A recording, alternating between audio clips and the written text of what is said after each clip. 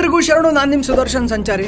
ನಿಮ್ಗೆಲ್ಲರಿಗೂ ಗೊತ್ತಿರೋ ಹಾಗೆ ನಾನು ಇವಾಗ ಸೈಕಲಲ್ಲಿ ವರ್ಲ್ಡ್ ಟೂರ್ ಮಾಡ್ತಾ ಇದ್ದೀನಿ. ಇದು ನನ್ನ 8ನೇ ದೇಶ ಶ್ರೀಲಂಕಾದಲ್ಲಿ ಒಂದು ಹಾಸ್ಟೆಲಲ್ಲಿ ಇದ್ದೆ. ನಾನು ನೋಡ್ತಾ ಇರ್ಬೋದು ಇಲ್ಲಿ ಯಾವ ಥರ ನಾನು ಸೈಕಲ್ನ ಪಾರ್ಕ್ ಮಾಡಿದ್ದೀನಿ ಅಂತ. ಹಾಸ್ಟೆಲ್ ಒಳಗೆ ಹೋಗೋದಾದರೆ ಇದು ಒಂಥರ ನಿಜವಾಗ್ಲೂ ಸೂಪರಾಗಿದೆ ಕಣ್ರಿ. ನಿನ್ನೆ ರಾತ್ರಿ ವೀಡಿಯೋದಲ್ಲಿ ನೋಡಿರ್ತೀರಾ ನೋಡಿ, ಸೂಪರಾಗಿದೆ. ಈ ಥರ ಒಳ್ಳೆ ವಾತಾವರಣ ಮೇಂಟೈನ್ ಮಾಡಿದ್ದಾರೆ. ನನ್ನ ರೂಮ್ ಇದ್ದಿದ್ದು ಅಲ್ಲಿ ಮೇಲ್ಗಡೆ. ತುಂಬ ಚೆನ್ನಾಗಿದೆ ರೂಮ್ಸ್ ಎಲ್ಲ. ನೋಡಿ ಕೂತ್ಕೊಳ್ಳೋಕೆ ಯಾವ ಥರ ಪ್ಲೇಸ್ ಇದೆ. ಆರಾಮಾಗಿ ಕೂತ್ಕೊಂಡು ಊಟ ಮಾಡ್ತಾರೆ, ಪಾರ್ಟಿ ಮಾಡ್ತಾರೆ. ಸಖತ್ತಾಗಿದೆ. ನಾವು ಇಲ್ಲಿಂದ ಇವಾಗ ಮೊನ್ನೆ ಹೋಗಿದ್ವಲ್ಲ ಗೋಲಲ್ಲಿರುವಂತಹ ಆಸ್ಪತ್ರೆಗೆ, ಮತ್ತೆ ಅಲ್ಲಿಗೆ ಹೋಗ್ತಾ ಇದೀವಿ. ಯಾಕಂತಂದ್ರೆ ನಾನು ರೇಬಿಸ್ ವ್ಯಾಕ್ಸಿನ್ ಹಾಕ್ಸ್ಕೋಬೇಕು. ಹಾಗಾಗಿ ಇಲ್ಲಿ ನೋಡಿ ನಮ್ಮ ಹುಡುಗವನೇ ಓಕೆ ಹುಡುಗ ಅವನು ತೆಲುಗು ಮಾತನಾಡುವಂಥ ಹುಡುಗ, ಹೈದರಾಬಾದಿಂದ. ಅವ್ನಿಗೇನೋ ಮುಖ ತೋರ್ಸೋಕೆ ಇಷ್ಟ ಅಲ್ವಂತೆ.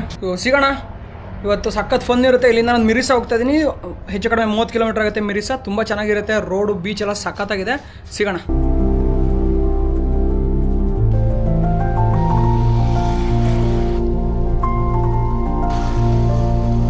ಶ್ರೀಲಂಕಾದಲ್ಲಿ ಎಳ್ನೀರು ಬೆಲೆ ಎಷ್ಟು ಅಂತ ಕೇಳೋಣ. ಹಮಚ್ 150 ರುಪೀಸ್. 150 ಅಂದರೆ okay, 1 piece. Water right, water only water. ಒತ್ತುರ ಹಾಂ ಹಾಂ.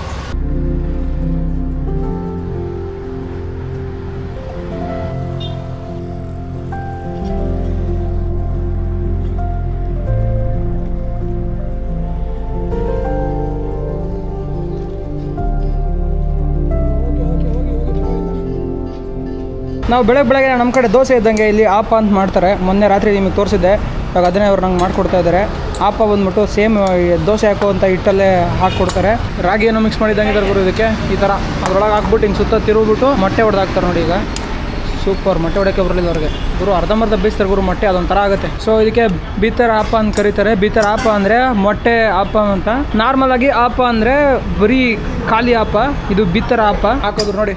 ಅದು ಅರ್ಧಂಬರ್ಧ ಬೆಂದಿದೆ, ಎಲ್ಲರೂ ಬೆಂದಿಲ್ಲ ಗುರು. ಬೇಜಾರಾಗುತ್ತೆ. ಬಟ್ ಇಲ್ಲಿ ಹಿಂಗೆ ತಿಂತಾರೆ, ಏನು ಮಾಡೋದು. ಲೈನ್ ಆಪ ಬೇಕಂತ ಕೇಳ್ತಾರೆ. ಇದಕ್ಕೆ 100 ರೂಪಾಯಿ ತಗೊಂತಾರೆ ಅನಿಸುತ್ತೆ. 3 ಆಪಾಗೆ 300 ರೂಪಾಯಿ ಆಗುತ್ತೆ. Thank you.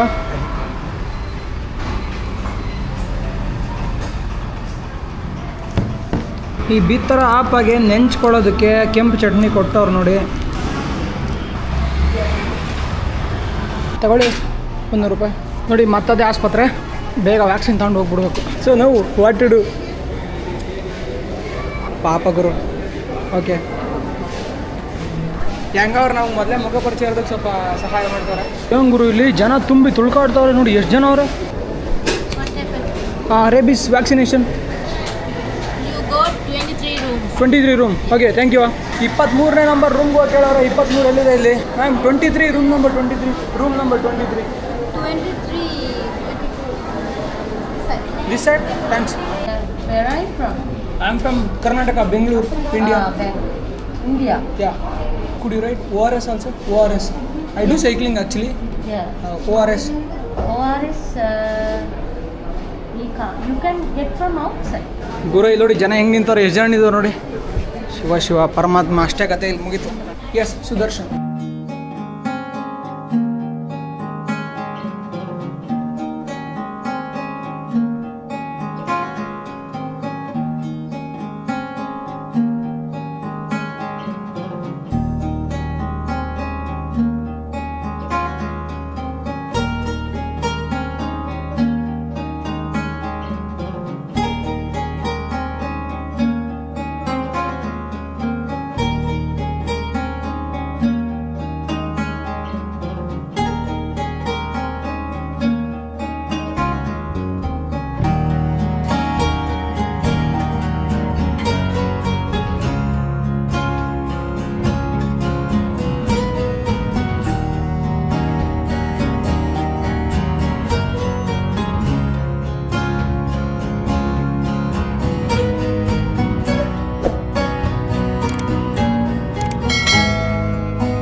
ನಾವು ಇವಾಗ ಗಾಲೆ ಕೋಟೆ ಒಳಗಡೆ ಬಂದಿದ್ದೀವಿ. ಗೋಲ್ ಕೋಟೆ ಒಳಗಡೆ. How much for bicycle parking? 200 Any time. 24 hours. Yeah. Bro, only give for 1 hour. We'll take care of everything. Okay, give me one ticket. Park. Okay, I'll park. Vehicle parking ಗೆ 200 ರೂಪಾಯಿ ಇಸ್ಕೊತಾನಲ್ಲ bro. Okay, but here it's mentioned for bicycle 50. Bicycle only. Bicycle only. Yeah, it's my bicycle. It's my bicycle, man. Baggage. It's my bicycle. Yeah, baggage. It's my bicycle. baggage check. Okay, it's my bicycle, but it's yeah. Give me 200 rupees ticket. No, give me 200 rupees ticket. Baggage. No, okay, baggage. Give me 200 rupees. empty Yeah, bike you write only, here. You write here. You write here for 200. Indian You write here bike 200, only. man. You write here 200. You write here 200. I'll complain with authorities. Okay. You took 200. I have a record. I'll go and complain with authority. ನಾವು ಇವಾಗ ಗೋಲ್ನಲ್ಲಿರುವಂತಹ Dutch ಕೋಟೆನಲ್ಲಿ ಇದೀವಿ. ಇಲ್ಲಿ ಪಾರ್ಕಿಂಗ್ಗೆ 50 ರೂಪಾಯಿ ಜಾಗದಲ್ಲಿ 200 ರೂಪಾಯಿ ಇಸ್ಕೊತಾನ ಗುರು. ಮನುಷ್ಯ ಸ್ವಲ್ಪ ಕರುಣೆ ಬೇಕಲ್ವಾ? ಸೈಕಲ್ ನೋಡಿದ ತಕ್ಷಣ 200 ರೂಪಾಯಿ ಕೇಳದ. ಆಮೇಲೆ ಕ್ಲಿಯರ್ ಆಗಿ ಕಂಪ್ಲೇಂಟ್ ಮಾಡಿದೀನಿ ಪೊಲೀಸ್ ಅವ್ರ ಹತ್ರ. ನೋಡೋಣ ಏನು ಆಕ್ಷನ್ ತಗೋತಾರೆ ಅಂತ. ಇಲ್ಲಿರೋಂಥ ಬೀಚ್ಗಳು ನೀವು ಬಾಲಿ ಇಂಡೋನೇಷ್ಯಾದಲ್ಲಿ ಏನು ನೋಡ್ತೀರಾ ಅದೇ ಥರ ಬೀಚ್ಗಳು ಗುರು. Full white sand, blue colour ನೀರು, ಸಖತ್ತಾಗಿರುತ್ತೆ.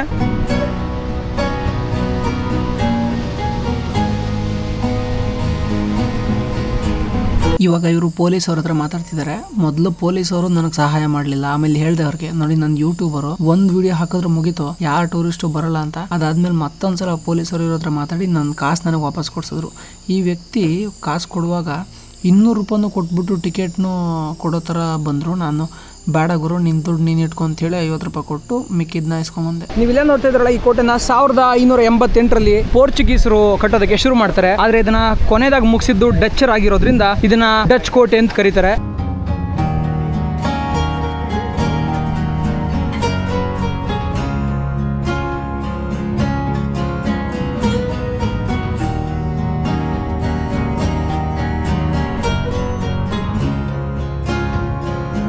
ನೀವಿಲ್ಲಿ ನೋಡ್ತಾ ಇರ್ಬೋದು, ಅತ್ಯಂತ ದೊಡ್ಡ ಫಿರಂಗಿಯನ್ನು ಇಟ್ಟಿದ್ದಾರೆ ಇಲ್ಲಿ. ಈ ಫಿರಂಗಿಯನ್ನ ತಿರುಗಿಸ್ಲಿಕ್ಕೆ ಸರಿಯಾಗಿ ವ್ಯವಸ್ಥೆಯನ್ನ ಮಾಡ್ಕೊಂಡಿದ್ದಾರೆ. ನೋಡಿ, ಇಲ್ಲಿ ಲಾಕ್ ಮಾಡ್ತಾರೆ. ಇಲ್ಲಿ ಲಾಕ್ ಮಾಡ್ಬಿಟ್ಟು ಅದಾದ ನಂತರ ಇಲ್ಲಿ ಗಾಲಿ ನೋಡ್ತಾ ಇರ್ಬೋದು, ಕಬ್ಬಣದ ಅಳಿ. ಸೊ ಕಬ್ಬಣದ ಗಾಲಿ ಅಳಿನಲ್ಲಿ ಇದು ಈ ತರ ತಿರುಗುತ್ತೆ, ಆಂಗಲ್ ಚೇಂಜ್ ಆಗುತ್ತೆ. ಅವಾಗ ಇವರು ಬೇರೆ ಕಡೆಗೆ ಇದನ್ನ ಗುರಿ ಮಾಡಿ ಬೇರೆ ಶತ್ರುಗಳ ಮೇಲೆ ದಾಳಿ ಮಾಡಬಹುದು. ಹಿಂದೆ ನೋಡಿದ್ರೆ ಇಷ್ಟು ದೊಡ್ಡದಾಗಿದೆ ನೋಡಿ, ಟ್ರ್ಯಾಕ್ ಕಾಣಿಸ್ತಿದೆಯಲ್ಲ. ಸೊ ಹಳ್ಳಿ ತುಂಬಾ ದೊಡ್ಡದಾಗಿದೆ.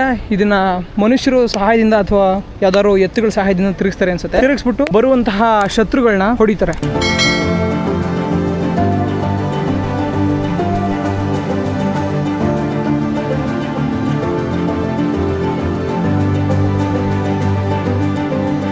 ನೀವು ಇಲ್ಲಿ ನೋಡ್ತಾ ಇರೋ ಮಸೀದಿ 1904ರಲ್ಲಿ ಕಟ್ಟಿರುವಂತಹ ಮಸೀದಿ. ಇದನ್ನ ಹಳೆಯ ಗೋಲ್ ಅಂತ ಕರೀತಾರೆ. ಇದೊಂದು ಕೋಟೆ ಒಳಗಡೆ ನಗರವಾಗಿತ್ತು. ನಮ್ಮ ಚಿತ್ರದುರ್ಗ ಹೇಗೆ ಕೋಟೆ ಒಳಗಡೆ ಒಂದು ನಗರ ಇತ್ತು, ಅದೇ ತರ ಇಲ್ಲಿ ಕೋಟೆ ಒಳಗಡೆ ಒಂದು ನಗರ ಇತ್ತು. ಆ ನಗರದ ಒಳಗೆ ಎಲ್ಲಾ ಧರ್ಮದ ಧಾರ್ಮಿಕ ಆಚರಣೆಗಳನ್ನು ಕೂಡ ಗೌರವಿಸಿ ಬೌದ್ಧರಿಗೆ, ಕ್ರಿಶ್ಚಿಯನ್ನರಿಗೆ ಮತ್ತು ಮುಸ್ಲಿಮರಿಗೆ ಮಸೀದಿ, ಚರ್ಚ್ ಮತ್ತೆ ಬೌದ್ಧ ಮಂದಿರಗಳನ್ನ ಕಟ್ಕೊಟ್ಟಿದ್ದಾರೆ. It gives direction for the ships. Okay, nice. It was built by Dutch, right? No, English. So this was built by British. Yeah. Okay. 28 meters height. 28 meters height. And it gives 2 flash every 15 seconds. 2 flash every 15 seconds. To the seawards, okay? Towards seawards. How many nautical mile? About 20 nautical miles. 20 nautical miles towards seawards. Thank you so much. Okay. Yeah. 1938ರಿಂದ 1939ರವರೆಗೆ 1 ವರ್ಷದ ಅಂತರಲ್ಲಿ ಬ್ರಿಟಿಷರಿಂದ ಕಟ್ಟಲ್ಪಟ್ಟಿರುವಂತಹ light house ಇದು. ಈ light house ಇಂದ ಸುಮಾರು 20 nautical mile ದೂರಗಳವರೆಗೆ ಪ್ರತಿ 15 ಸೆಕೆಂಡ್ಗೆ 2 ಬಾರಿ ಬೆಳಕು ಹೋಗ್ತಾ ಇರುತ್ತೆ. ಅವಾಗ ಅಲ್ಲಿರುವಂತಹ ಹಡಗುಗಳಿಗೆ ಗೊತ್ತಾಗುತ್ತೆ ಇಲ್ಲಿ ಬೀಚ್ ಇದೆ, ನಾವು ಈ ಕಡೆಗೆ ಬರಬಾರ್ದು ಅಥವಾ ಈ ಕಡೆಗೆ ಬರಬೇಕು ಅಂತ. ನೀವು ನೋಡ್ತಾ ಇರ್ಬೋದು, ಈ ಗೋಡೆ ಒಳಗಿಂದ ಸೀದಾ ನೇರವಾಗಿ ಬೀಚ್ಗೆ ಹೋಗೋದಕ್ಕೆ ಇವರು ಇಲ್ಲೊಂದು ಬಾಕ್ಸ್ನ ಮಾಡ್ಕೊಂಡಿದ್ದಾರೆ. ಇವೆಲ್ಲ ಆಪತ್ಕಾಲದಲ್ಲಿ ಇವು ತುಂಬಾ ಸಹಾಯಕ್ಕೆ ಬರುತ್ತೆ.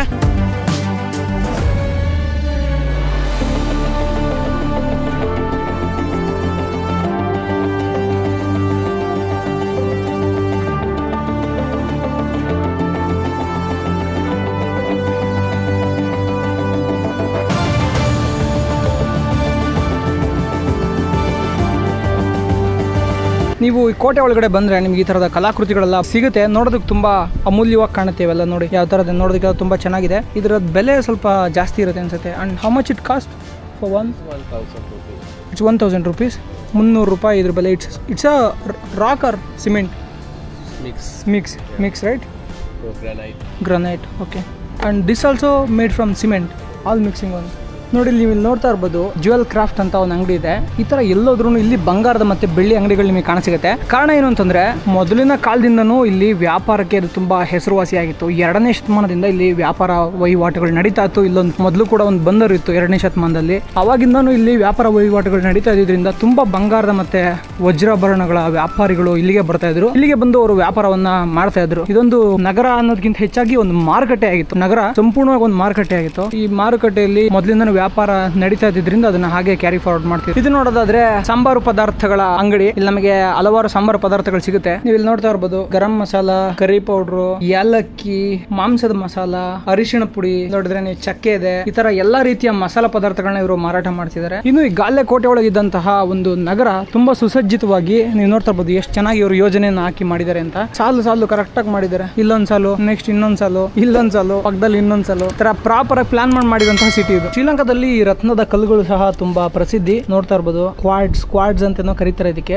Moon stone and this is amethyst and this sapphires, peridot, emerald, aquamarine, tourmaline. So collected from seashore, from mines. ಇಲ್ಲಿ ನೋಡಿದ್ರೆ ನಿಮ್ಗೆ ಕರಕುಶಲ ವಸ್ತುಗಳು ತುಂಬಾ ಸಿಗುತ್ತೆ. ಇನ್ನು ಗಾಲೆಯಿಂದ ಮಿರಿಸ ಹೋಗೋ ಮಾರ್ಗದಲ್ಲಿ ನಮ್ಗೆ ಈ ತರದ ಮೀನುಗಾರಿಕೆ ಕಾಣಸಿಗುತ್ತೆ. ನೀವು ನೋಡ್ತಾ ಇರ್ಬೋದು ಈ ಮೀನುಗಾರಿಕೆ ಯಾವ ತರ ಅಂದ್ರೆ ಒಂದು ಕಂಬವನ್ನ ನೆಟ್ಟು ಸಮುದ್ರದ ದಂಡೆಯಲ್ಲಿ ಕಂಬದ ಮೇಲೆ ಕುತ್ಕೊಂಡು ಮೀನುಗಾರಿಕೆಯನ್ನ ಮಾಡುವಂತದ್ದು ನಮ್ಗೆ ಆಂದವೇ ದಾರಿನಲ್ಲಿ ಸಿಗುತ್ತೆ. ನೋಡ್ಬೋದು ನೀವು. ಇನ್ನು ಕೈಯಲ್ಲಿ ಕೆತ್ತನೆ ಮಾಡಿದಂತ ಹಲವಾರು ವಸ್ತುಗಳು ಇಲ್ಲಿ ಮಾರಾಟಕ್ಕೆ ಸಿಗುತ್ತೆ. ಇಲ್ಲಿ ನೀವು ನೋಡ್ತಾ ಇರ್ಬೋದು ಯಾವ ತರ ಇದನ್ನ ಚಿತ್ರಣ ಮಾಡಿದ್ದಾರೆ ಅಂತ. ಇದರಲ್ಲಿ ತುಂಬಾ ಭಾರತದಿಂದ ಕೂಡ ಆಮದು ಮಾಡ್ಕೋತಾರೆ. ಒಂದಿಷ್ಟನ್ನ ಇಲ್ಲಿ ಇವರೇ ತಯಾರಿಸ್ತಾರೆ. ಖಂಡಿತವಾಗಿ ಯಾರಾದ್ರೂ ಬಂದ್ರೆ ಇದನ್ನ ಖರೀದಿ ಮಾಡ್ಕೊಂಡು ತಗೊಂಡು ಹೋಗ್ಬೋದು.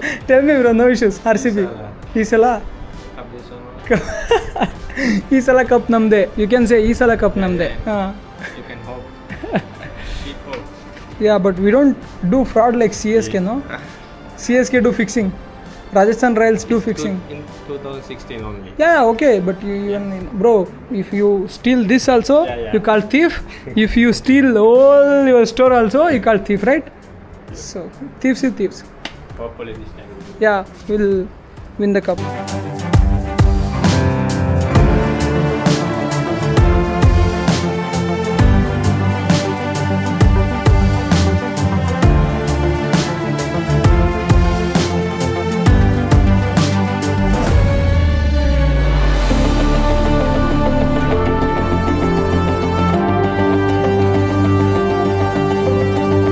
ನೀವು ಈ ಗಾಲೆ ಹಳೆ ನಗರದೊಳಗೆ ಬಂದ್ರೆ ಈ ತರದ ನಿಮಗೆ ಪ್ರಾಚೀನ ವಸ್ತುಗಳು, ಬಂಗಾರದ ವಸ್ತುಗಳು ಅವೆಲ್ಲ ಸಿಗುತ್ತೆ. ಆಂಟಿಕ್ ಪೀಸ್ಗಳಂತಾರಲ್ಲ ಅವೆಲ್ಲ ಸಿಗುತ್ತೆ. ನೀವು ಇಲ್ಲಿ ನೋಡ್ತಾ ಇರ್ಬೋದು ಬ್ರಿಟಿಷರಿಂದ ಕಟ್ಟಲ್ಪಟ್ಟಿರುವಂತಹ ಜಿಲ್ಲಾ ಮುಖ್ಯ ಕೋರ್ಟ್ ಇನ್ನೂ ಹಾಗೆ ಬಳಕೆಯಲ್ಲಿ ಇಟ್ಕೊಂಡಿದ್ದಾರೆ. Yeah, I come from India. You just sleep somewhere in the jungle. Yes. So I've been with the bike, but with the bike, in this area, it's on the streets, this traffic. Oh, that's good that you have that one. Yes. It's a court. May I take a picture? Yeah, you can. So both speak same language? Yeah, English. English. We speak English. My name is Sudarshan. Sudarshan. Yeah. I will probably forget it in a minute because it's so different from mine. I'm Christina. Yeah. Nice to meet you. Yeah, nice to meet you. Yes. Have a good day. Yeah, and you also.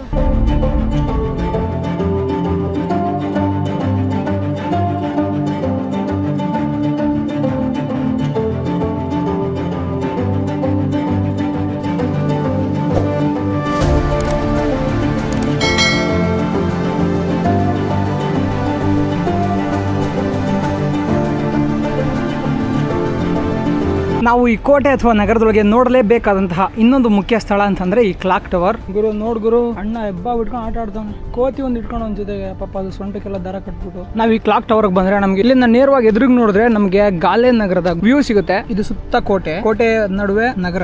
ನಾವಿವಾಗ ಇಲ್ಲಿದೀವಿ. ಇದನ್ನ upper terrace ಅಂತ ಕರೀತಾರೆ. Upper terrace ಇಲ್ಲಿ ಏನಕ್ಕೆ ಸಹಾಯ ಆಗುತ್ತೆ ಅಂತಂದ್ರೆ ಇದು ಎಲ್ಲಕ್ಕಿಂತ ಎತ್ತರವಾಗಿರುವಂತಹ ಪ್ರದೇಶ.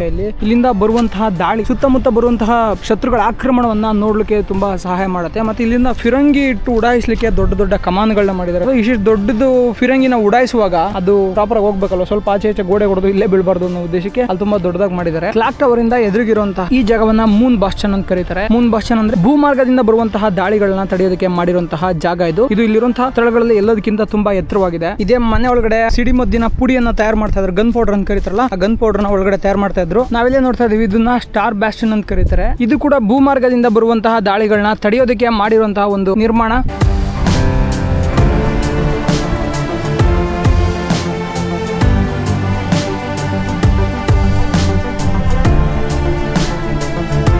ಕೋಟೆ ಒಳಗಡೆ ಮೂನ್ ಗ್ಯಾಲರಿ ಅಂತ ಒಂದು ಸ್ಥಳ ಇದೆ. ನೀವು ಇಲ್ಲಿಗೆ ಬಂದರೆ ಶ್ರೀಲಂಕಾದ ಒಂದು ಇತಿಹಾಸ ನಿಮಗೆ ಕಾಣಸಿಗುತ್ತೆ. ನೋಡ್ತಾ ಇರ್ಬೋದು, ಮೊಟ್ಟ ಮೊದಲನೇದಾಗಿ ಆಂಜನೇಯನ ಫೋಟೋ ಇಲ್ಲಿ ಇಟ್ಟಿದ್ದಾರೆ. ಏನಕ್ಕೆ ಅಂತಂದ್ರೆ ಆಂಜನೇಯ ಆ ಬೆಟ್ಟವನ್ನ ಹೊತ್ಕೊಂಡ್ ಬಂದ್ಬಿಟ್ಟು ಆ ಬೆಟ್ಟದ ಒಂದು ತುಂಡನ್ನ ಇಲ್ಲಿ ಉದುರಿಸಿ ಎತ್ಕೊಂಡು ಹೋಗ್ತಾ ಇರೋದೆಲ್ಲ ನೀವು ನೋಡ್ತಾ ಇರ್ಬೋದು. ಅಂದ್ರೆ ಇಲ್ಲಿ ಒಂದು ಚಿತ್ರಣವನ್ನ ಕೊಡೋದಕ್ಕೆ ಪ್ರಯತ್ನ ಪಟ್ಟಿದ್ದಾರೆ. ಪೋರ್ಚುಗೀಸರಿಗೆ ಸಹಾಯ ಮಾಡಿದ್ರು ಈ ನೆಲವನ್ನ ಆಳಲಿಕ್ಕೆ. ನಂತರವಾಗಿ ಇವ್ರನ್ನೇ ಹೊಡೆದಾಕಿ ನೋಡಿ ಇಲ್ಲಿ ನಿಂತ ನೋಡಿ ಮರ ಈ ಅಪ್ಪ ದುಡ್ಡು ಇಸ್ಕೊಂಡ್ಬಿಟ್ಟು ಇಲ್ಲಿರೋ ಜನಗಳನ್ನ ಬಲಿ ಕೊಟ್ಬಿಟ್ರು. ಅದಾದ ನಂತರ ನೀವು ಇಲ್ಲಿ ನೋಡ್ತಿದ್ದೀರಾ ಇವರು ಡಚ್ ಸೋಲ್ಜರು. ಇದು ನೋಡ್ತಾ ಇರ್ಬೋದು ಸುಗಳ ದೇವಿ ಅಂತ, ಇವರು ರಾಣಿ ಹಬ್ಬಕ್ಕ ಇದ್ದಂಗೆ ಇಲ್ಲೊಬ್ರು ಲೋಕಲ್ ರಾಣಿ. ಇಲ್ಲಿದ್ದಂತಹ ಕೊಲೋನಿಯಲ್ ಕಿಂಗ್ಡಮ್ಗಳ ವಿರುದ್ಧ ಹೋರಾಟ ಮಾಡಿದಂತವ್ರು ಪೋರ್ಚುಗೀಸರ ಅಧಿಕಾರಿ ಫೆಡ್ರಿಕ್ ನಾರ್ತ್ ಅಂತ ಇವ್ರ ಹೆಸರು. ಮೊಟ್ಟ ಮೊದಲನೇದಾಗಿ ಸಂಪೂರ್ಣವಾಗಿ ಭಾಗವನ್ನ ಆಳ್ವಿಕೆ ಮಾಡಿದಂತ ವ್ಯಕ್ತಿ.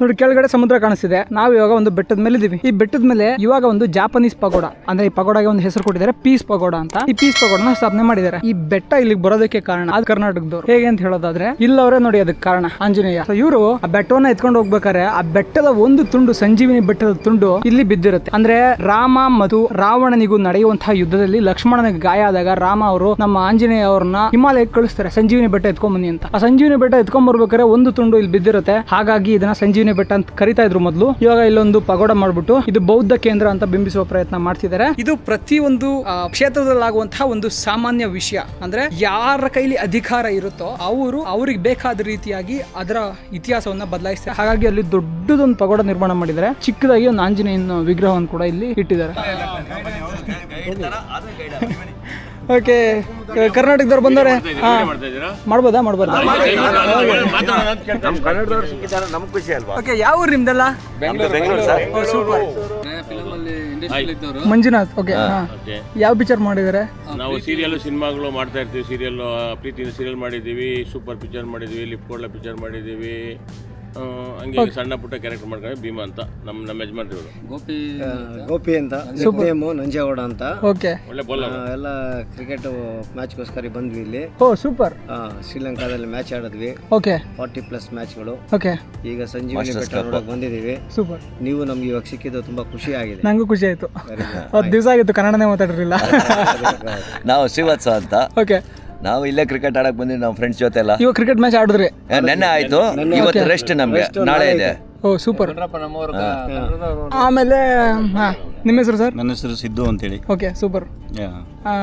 ನಮಸ್ಕಾರ, ಆನಂದ್. ಆನಂದ್. ಈ ಕಡೆ ಎಲ್ಲ ಜಾಸ್ತಿ ಮಾತಾಡೋರು, ಈ ಕಡೆ ಕಡಿಮೆ ಮಾತಾಡೋರು? Centre Mysuru, VTU PG centre Mysuru. Oh super. Venkatesh okay, Srinivas Kalkunte ಅಂತ. ಓಕೆ, ಅವರು ಟೀಚರು. ಮಾತಾಡ್ ನಿಮ್ಮ ಮೈಸೂರು ಬಂದ್ಬಿಡ, ನಿಮ್ಮ ಮೈಸೂರಲ್ಲ, ಬರ. Thank you. ಆಮೇಲೆ ನಾನೊಂದು ಗೌರ್ಮೆಂಟ್ ಸ್ಕೂಲ್ಗೆ ಫಂಡ್ ರೈಸ್ ಮಾಡ್ತೀನಿ. ಸೊ ನಿಮ್ಮ ಕ್ಲಬ್ಬಿಂದ ಏನಾದರೂ ಗೌರ್ಮೆಂಟ್ ಸ್ಕೂಲ್ಗೆ ಡೊನೇಟ್ ಮಾಡಿದ್ರೆ ತುಂಬ ಹೆಲ್ಪ್ ಆಗುತ್ತೆ. Okay, sure. ಸುದರ್ಶನ್ ಸಂಚಾರಿ.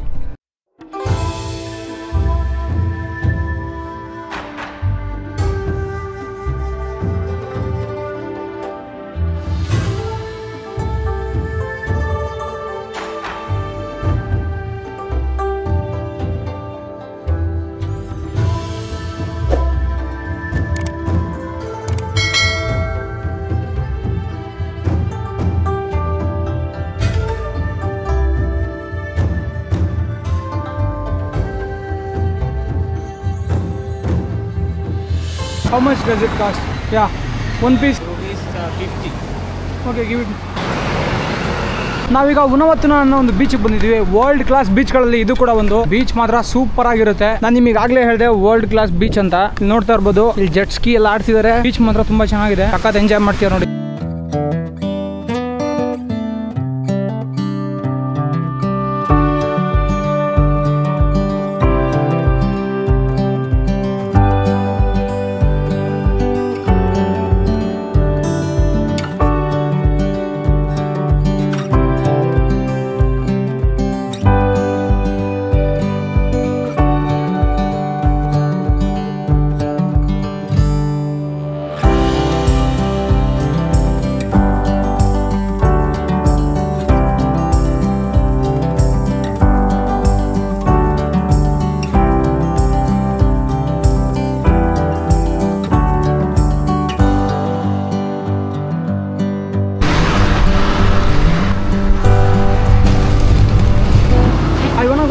Dalvela beach. But how to go inside? ನಾವಿವಾಗ ದಾಲ್ವೆಲ್ಲ ಬೀಚ್ಗೆ ಬಂದಿದ್ದೀವಿ. ದಾಲ್ವೆಲ್ಲ ಬೀಚ್ ಬಂದ್ಬಿಟ್ಟು ಸಂಪೂರ್ಣವಾಗಿ ಖಾಸಗಿಯವರಿಂದ ಮುತ್ತಿಗೆ ಆಗ್ಬಿಟ್ಟಿದೆ. ಅಂದರೆ ಎಲ್ಲ ನೋಡ್ತಿದ್ದೀರ ಎಲ್ಲ ಖಾಸಗಿ ಹೋಟ್ಲುಗಳು. ನಾವು ಆ ಬೀಚ್ಗೆ ಹೋಗ್ಬೇಕು ಅಂದ್ರೂ ಇವ್ರ ಪ್ರಾಪರ್ಟಿ ಕ್ರಾಸ್ ಮಾಡ್ಕೊಂಡು ಹೋಗ್ಬೇಕು. ಸೊ ಇವ್ರ ಪ್ರಾಪರ್ಟಿ ಕ್ರಾಸ್ ಮಾಡಬೇಕು ಅಂತಂದರೆ ಕಾಸು ಕೊಡಬೇಕು ಅಥವಾ ಏನಾದ್ರು ಪರ್ಚೇಸ್ ಮಾಡಬೇಕು. ನಾನು ರಿಕ್ವೆಸ್ಟ್ ಮಾಡ್ಕೊಂಡು ಬಂದಿದ್ದೀನಿ.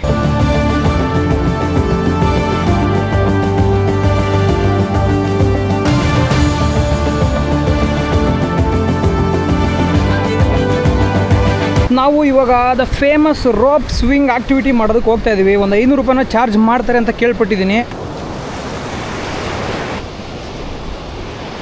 ಇದೊಂದು ಸಖತ್ ಫೇಮಸ್ ಆಗಿರೋಂಥ ಒಂದು ಆಕ್ಟಿವಿಟಿ ಇದೆ. ಅದೇನಂತಂದರೆ ಸ್ವಿಂಗ್ ರೋಪು. ಮೊದಲನೇ ಸಲ ಟ್ರೈ ಮಾಡ್ತೀನಿ. ಗೊತ್ತಿಲ್ಲ, ಫಸ್ಟ್ ಯಾರೋ ಒಬ್ರು ಅಕ್ಕ ಹೋಯ್ತವ್ರೆ. ಅವ್ರು ಹೋದ್ಮೇಲೆ ಅವ್ರು ಹೇಗೆ ಹೋಗ್ತಾರೆ ಅಂತ ನಮಗೊಂದು ಐಡಿಯಾ ಸಿಗುತ್ತಲ್ವ, ಆಮೇಲೆ ನಾವು ಹೋಗ್ಬೋದು. ನೋಡೋಣ ಅವ್ರು ಹೇಗೆ ಹೋಗ್ತಾರೆ ಅಂತ. ಸೊ ಅಕ್ಕ ಇವಾಗ ಹೋಯ್ತವ್ರೆ. ಕ್ಯಾನ್ ಗುರು ಸಖತ್ ಭಯ ಆಗುತ್ತೆ ಅನಿಸುತ್ತೆ.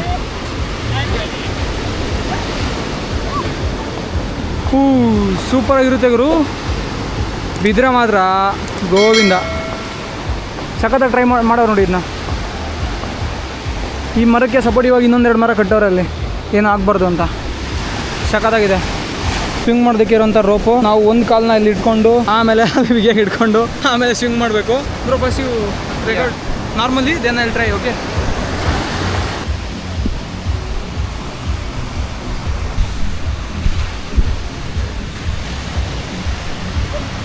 ಒಳಗೆ ಹೋಗಿ ಬಂದೆ. ಯಾಕೋ ಮೊದಲನೇ ಸಲ ಸ್ವಲ್ಪ ಕಿಸಿ ಅನ್ನಿಸ್ತಾ ಇತ್ತು, ಅದಕ್ಕೆ. ಇವಾಗ ಪರವಾಗಿಲ್ಲ, ಕಂಫರ್ಟ್ ಆಗಿದ್ದೀನಿ. ಇವಾಗ ಟ್ರೈ ಮಾಡ್ಬೋದು with camera.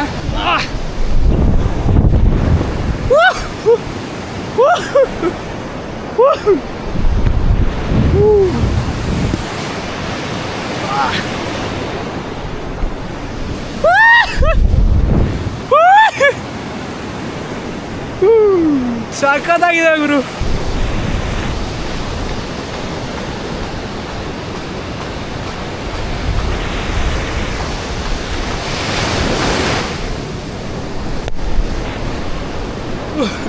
ಸಖತ್ತಾಗಿತ್ತು. one last try I have.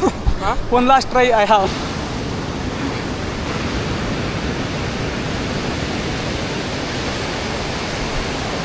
ಇದು ಜೀವನದಲ್ಲಿ ಒಂದು ಬಾರಿ ಆದರೂ ಪ್ರಯತ್ನಿಸಬೇಕಾದಂತಹ ಅನುಭವ. ತುಂಬ ಚೆನ್ನಾಗಿದೆ. It's okay. ಅಕ್ಕ ಬರ್ತಾರೆ ನೋಡಿ, ಇವಾಗ ಅಕ್ಕ ಮಾಡ್ತವ್ರೆ. ಅಂದರೆ ಸಖತ್ತಾಗಿತ್ತು ಗುರು. ಕಾಲೆಲ್ಲ ನೋಡ್ತಾ ಇತ್ತು. ನಂಗೆ ಮೊದಲೇ ಸ್ವಲ್ಪ ಭಯ, ಕಾಲೆಲ್ಲ ಶೇಕ್ ಅಬ್ದುಲ್ಲ ಆಗ್ತಿದೆ.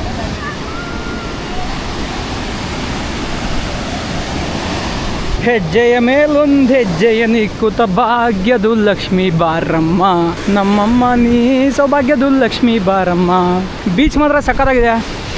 ನಿಜವಾಗ್ಲೂ ಸೂಪರ್ ಆಗಿದೆ ಗುರು. ಬಾಲಿನಲ್ಲ ಇದೇ ಥರ ಬೀಚ್ ಇದೆ ಅಂತ ನನ್ನ ಫ್ರೆಂಡ್ ಹೇಳ್ತಾ ಇದ್ದ. ನೋಡಿ, ಬಾಲಿಗೆಲ್ಲ ಹೋಗಿ ಕಾಸ್ಟ್ಲಿ ಅಂದರೆ ಶ್ರೀಲಂಕಾಗೆ ಬಂದ್ಬಿಡಿ 5,000 ರೂಪಾಯಿ ಅಷ್ಟೇ ಫೆರಿ ಟಿಕೆಟ್. ಫ್ಲೈಟಲ್ಲಿ ಆದ್ರೂ ಒಂದು 6,000 ರೂಪಾಯಿ ಟಿಕೆಟ್ ಸಿಗ್ಬಿಡುತ್ತೆ. ಆಮೇಲೆ ಅದು ಕುತ್ಕೊಂಡು ಫಿಶಿಂಗ್ ಮಾಡ್ತಾರೆ ಗುರು, ಅದ್ರ ಮೇಲೆ ಕೂತ್ಕೊಂಡು. ಅದೊಂದು ನೋಡಬೇಕಿತ್ತು. ಹೀಗೆ ಒಂದು ಅಜ್ಜಿ ಅದನ್ನು ನೋಡೋಕ್ಕಾಗಲಿಲ್ಲ.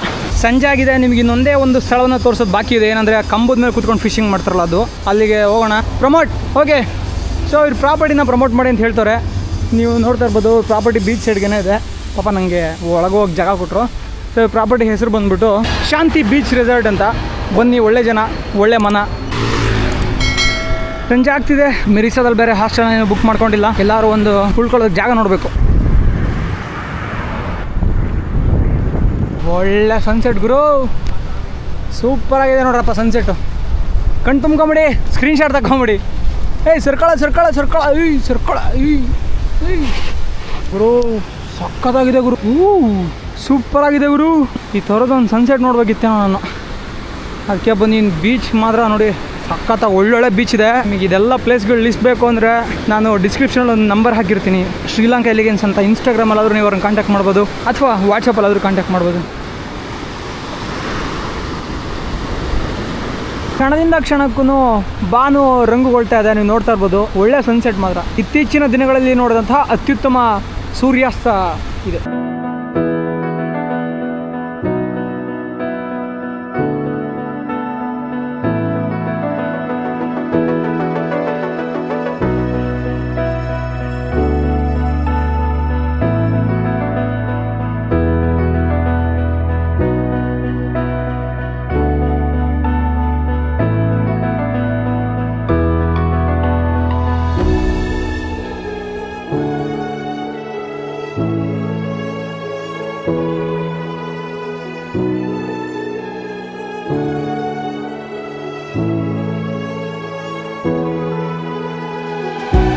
ಮುಂದೆ ಹೋಗ್ತಾ ಇದಾರಲ್ಲ ಅವ್ರ ಮನೆಗೆ ಉಳ್ಕೊಳ್ಳೋದಕ್ಕೆ ಅಂತ ಹೋಗ್ತಾ ಇದೀನಿ. ಅವ್ರ ತಾಯಿ ಒಪ್ಪಿದ್ರೆ ಅವ್ರು ನಮ್ಮ ಮನೆಗೆ ಉಳ್ಕೊಳ್ಳಿ ಅಂತ ಹೇಳಿದ್ರು. ಕರ್ಕೊಂಡು ಹೋಗ್ತಿದ್ದಾರೆ, ನೋಡೋಣ ಏನಾಗುತ್ತೆ ಅಂತ. ಸನ್ಸೆಟ್ ಮಾತ್ರ ತುಂಬಾ ಚೆನ್ನಾಗಿತ್ತು. ಸನ್ಸೆಟ್ ನೋಡ್ಕೊಂಡು ಹಾಗೆ ಕೂತಿದ್ದೆ, ಸಿಕ್ಕರು ಬೀಚಲ್ಲಿ. ಮನೆ ಕಡೆ ಹೋಗ್ತಿದ್ವಿ. ಇದೇನೆ ಅವ್ರ ಮನೆ.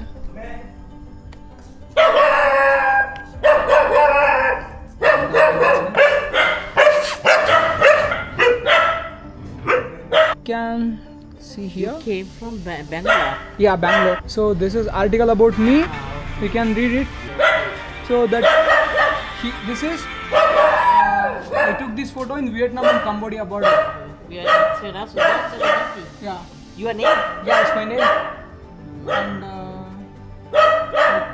it's Sri Lanka. Okay, God. ನಾನು ಇವ್ರ ಮನೆಯಲ್ಲಿ ಏನೇನೋ ಕನ್ವಿನ್ಸ್ ಮಾಡಿ ಉಳ್ಕೊಂಡೆ. ಇದಾದ್ಮೇಲೆ ಸೈಕಲಲ್ಲೇ ಪಾರ್ಕಿಂಗ್ ಮಾಡಿಬಿಟ್ಟು ಬಟ್ಟೆ ವಾಶ್ ಮಾಡೋಕೆ ಹೋಗ್ತೀನಿ. ಬಟ್ಟೆ ವಾಶ್ ಮಾಡಿಬಿಟ್ಟು ಸ್ನಾನ ಮಾಡ್ಕೊಂಬಿಟ್ಟು ಇಲ್ಲಿಂದ ಹೊರಟು ಬೀಚಲ್ಲಿ ಕ್ಯಾಂಪ್ ಮಾಡೋಣ ಅಂತ ಅಂದ್ಕೊಂಡಿದ್ದೀನಿ. ನೋಡೋಣ ಏನಾಗುತ್ತೆ. ಅಲ್ಲಿವರೆಗೂ ಅವರು ಇಲ್ಲೇ ಉಳ್ಕಂತಾನು ಹೇಳ್ಬೋದು, ಇಲ್ಲ ಬೀಚ್ಗೆ ಹೋಗು ಅಂತಾನು ಹೇಳ್ಬೋದು. ಇದೇ ಶವರು. ಆನ್ ಮಾಡಿದ ತಕ್ಷಣ ನೀರು ಬರಬೇಕಿತ್ತಲ್ಲ, ಇಲ್ಲಾಂದ್ರೆ ಆನ್ ಮಾಡ್ಬೇಕಾ? It's not working.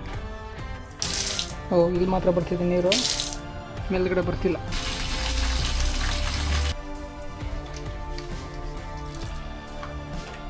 ನನ್ನ ಬಟ್ಟೆಗಳನ್ನೆಲ್ಲ ಇಲ್ಲೇ ಒಣಾಕಿದ್ದೀನಿ. ಒಣಾಕ್ಬಿಟ್ಟು ಇವಾಗ ಊಟ ಮಾಡೋಕ್ಕೆ ಅಂತ ಹೋಗ್ತೀನಿ. ಊಟ ಮಾಡ್ಕೊಂಡ್ಬಂದು ಇವ್ರ ಮನೆ ಹತ್ರನೇ ಟೆಂಟ್ ಹಾಕೊಳ್ಳೋಕ್ಕೆ ಒಪ್ಸಿದ್ದೀನಿ. ಇಲ್ಲೇ ಟೆಂಟ್ ಹಾಕೊಂಡು ಮಲ್ಕೊಳ್ಳೋದು. ಗೋ. ಓಕೆ. ಇದಕ್ಕಿಂತ ಹಿಂದೆ ಇದ್ದಂಥ ಕ್ಯಾಮ್ರಾದಲ್ಲಿ ಏನೇನು ಕಾಣಿಸ್ತಿರ್ಲಿಲ್ಲ ಅಲ್ವಾ ರಾತ್ರಿ ಹೊತ್ತು. ಇವಾಗ ತಗೊಂಡಿರೋ ಕ್ಯಾಮ್ರಾದಲ್ಲಿ ಎಲ್ಲ ಕಾಣುತ್ತೆ. ಇದರಲ್ಲಿ ಸೆನ್ಸರ್ ಸ್ವಲ್ಪ ದೊಡ್ಡದಿದೆ, ಹಾಗಾಗಿ ತುಂಬಾ ಲೈಟ್ ನ ಕ್ಯಾಪ್ಚರ್ ಮಾಡುತ್ತೆ. ಇಲ್ಲೊಂದು ಹೋಟ್ಲ್ ಇದೆ. ಹೋಟ್ಲ್ ಹೆಸರು ಹೂ ಚಾನ್ಸ್ ಹೋಟೆಲ್ ಅಂಡ್ ರೆಸ್ಟೋರೆಂಟ್ ಅಂತ. ಇಲ್ಲೋಗಿ ತಿನ್ಬೋಣ. ನಂಗೆ ಇಲ್ಲೇ ತಿನ್ನಕ್ ಹೇಳಿದ್ರು, ಚೆನ್ನಾಗಿರುತ್ತೆ ಅಂತ. ನೋಡೋಣ ಯಾವ ತರ ಇರುತ್ತೆ ಅಂತ ತಿನ್ಬಿಟ್ಟು ಹೇಳ್ತೀನಿ. ತಕ್ಕದ್ ಗುರು ಇಲ್ಲಿ ರೈಸ್ ಕರ್ರಿ ಪರೋಟ ಎಲ್ಲ ಇಟ್ಟವ್ರೆ. ನಮ್ಮ ಮುಂದೆ ಇವಾಗ ಕೊತ್ತು ಬಂದಿದೆ. ತಮಿಳ್ನಾಡಲ್ಲಿ ಸಿಗುವಂತ ಕೊತ್ತು ಪರೋಟದ ಮಾದರಿ ಇದು.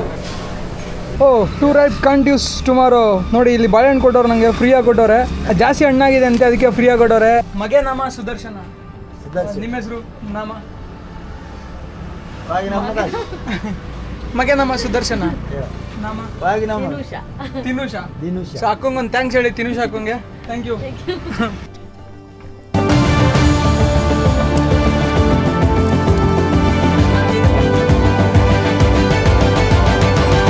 ಟೆಂಟ್ ಹಾಕಾಯ್ತು. ಬೆಳಗಿಂದ ಸೈಕಲ್ ಹೊಡೆದು ಯಾವಾಗಲೂ ರಾತ್ರಿ ನಿದ್ದೆ ಬಂದಿರುತ್ತೆ, ಮಾತಾಡೋಕ್ಕೂ ಆಗಲ್ಲ ವ್ಲಾಗ್ಸಲ್ಲಿ. ಏನಿವೆ, ಎಲ್ರಿಗೂ ಒಳ್ಳೇದಾಗಲಿ. ಈ ವ್ಲಾಗ್ ತುಂಬ ಇಷ್ಟ ಆಯಿತು ಅಂದ್ಕೋತೀನಿ. ದಯವಿಟ್ಟು ಎಲ್ಲರೂ ನಿಮ್ಮ ಈ ವ್ಲಾಗ್ನ ನಿಮ್ಮ ವಾಟ್ಸಪ್ ಸ್ಟೇಟಸಲ್ಲಿ ಇಟ್ಟರೆ, ಇನ್ಸ್ಟಾಗ್ರಾಮ್ ಸ್ಟೋರಿಲಿ ಹಾಕಿದ್ರೆ ನಂಗೆ ತುಂಬ ಸಹಾಯ ಆಗುತ್ತೆ. ಎಲ್ರಿಗೂ ಒಳ್ಳೇದಾಗಲಿ. ಜೈ ಕರ್ನಾಟಕ. ಮತ್ತೆ